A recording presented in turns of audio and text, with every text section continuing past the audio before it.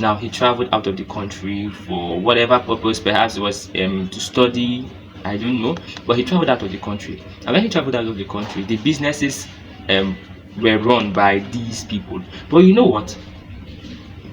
Emeka, our friend, was like, I don't want to be. I'm scared of losing this money. I'm scared of investing it and losing the money. Do you understand? I don't want to make a loss for my boss, so it's better that the money is intact for him the way it is. So, good morning. It's Emmanuel AK here.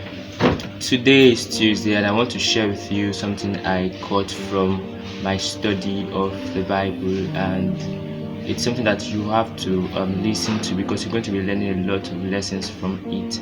But first off, let's look at this Bible verse. It's Ephesians chapter 2 verse 10. We are his workmanship, the workmanship of God, and we've been created to walk in an ordained path, to walk on something that has been ordained for us. Right now, most times this ordination, okay, that we usually have, some people call it your call, some people call it your purpose, some people call it your destiny, right? There are various names for it, but there's something that is sure and certain, and that is that each and every one of us, you yourself, myself inclusive, have been ordained for something. We've been called for something, onto something. Okay, now the fact that each of us have been called onto something means that we are expected by God to walk on that path. We are expected to achieve that purpose or that calling or whatever it is. Most times it manifests in us as our dreams, as our visions, as our ambitions, right? Yeah, you might be surprised. You can be saying, okay, I have this ambition of becoming this, I have this dream of becoming this. It could as well have been your ordination. Do you understand? So the fact that each and every one of us has our own ordination, our own ordained path, our own call, is something that we must all take note and take into consideration. And especially as young people, we are faced with so many things, so many challenges, so many distractions and sidetractions, right? But then we still have this knowing somewhere that there's something more to me that I have not seen. There's something more than I currently know about me, right? And that is what we call your ordination, your calling. Now, I'm heading somewhere. We all know this story. There's this story of Emeka, right?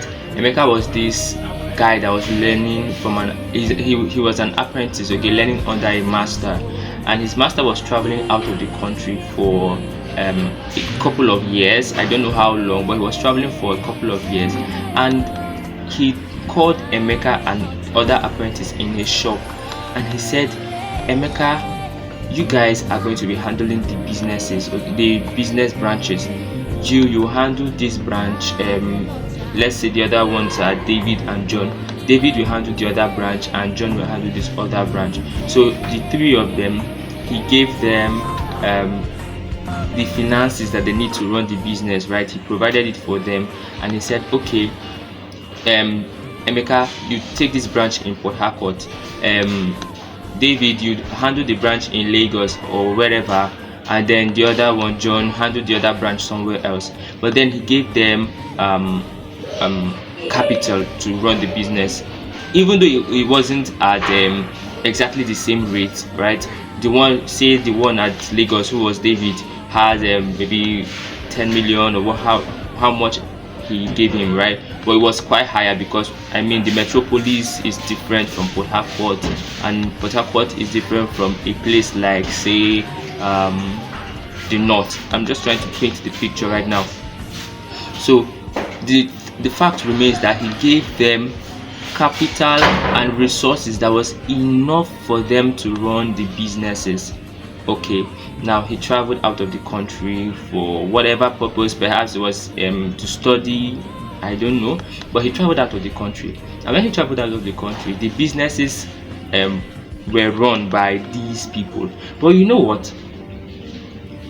Emeka, our friend, was like, I don't want to be. I'm scared of losing this money. I'm scared of investing it and losing the money. Do you understand? I don't want to make a loss for my boss, so it's better that the money is intact for him the way it is. So he did not utilize the money. He just left it there, perhaps in cash, because I think it was in cash, I don't know, but he left the money and he did not utilize it in running the business. Now the other people utilized their money and they made profit. Obviously business is risk. I mean, you would make profit on some days, on other days you might make losses, on other days you are the same, right? But then progressively, or with time, you make progress, right? But our friend Emeka did not consider this. He just on remaining where he was, stagnant, without investing the money, without even, I mean, put it somewhere, let the money be used to produce something. No, he just left it in cash sitting there. And when the master's stay was over, he came back and he was like, okay guys, after the celebration and everything, was like, oh yeah, come, let's see how far, let's make account. And then this one began to say, okay, this is what I got, this is what I got. And it got to Emeka. Emeka was like, oh master, I was scared, I don't want to make a loss, and I know that you want to reap. Now you know my story, right? This is a story from the Bible. I mean, in Matthew chapter 25, the parable of the talents. Okay, now we can be looking at it as talent. We can be looking at it as money. But then in our everyday life, it applies to you, it applies to me. Okay, you have skills, you have purpose for which God has called you, but then most times you are too afraid to venture, you are too afraid to take risks.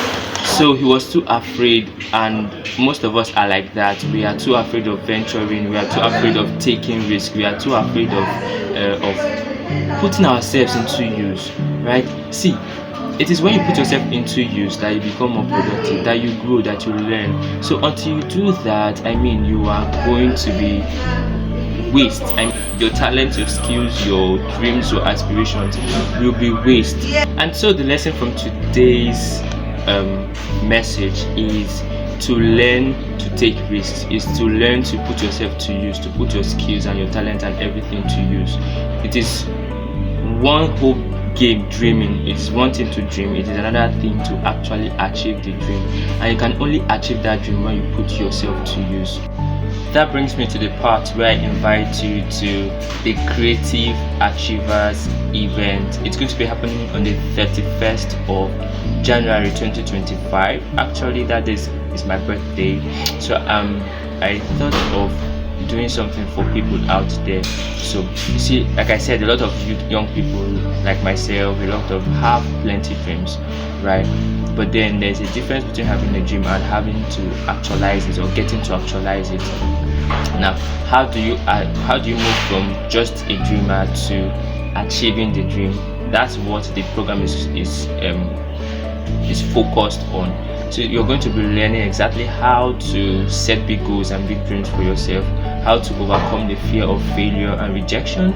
You're going to be learning steps to take practical steps actually to take from dreaming to achieving your goals and your desires. You're going to be learning how to leverage on technology, how to use your social media, the internet, platforms and tools that can help you for visibility and bringing yourself out there.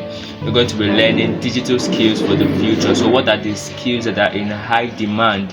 You're going to be learning all of those, and I'm bringing someone very special. He is Port Harcourt celebrity chef. When you check Port Harcourt celebrity chef, he is none other than Mr. Wisdom Noble. He's going to be there to teach us, to show us, to guide us. He's done it over and over. For someone to become Port Harcourt celebrity chef, you know that he has actually moved from that phase of ideation or dreaming to becoming something that transitioning into something that's become a reality. And he's going to be sharing with you steps and tips. Now, if you want to be part of that event, it's totally free. You have to register. Check the comments down, bit.ly/TCA register, bit.ly/the Creative Achiever TCA register together.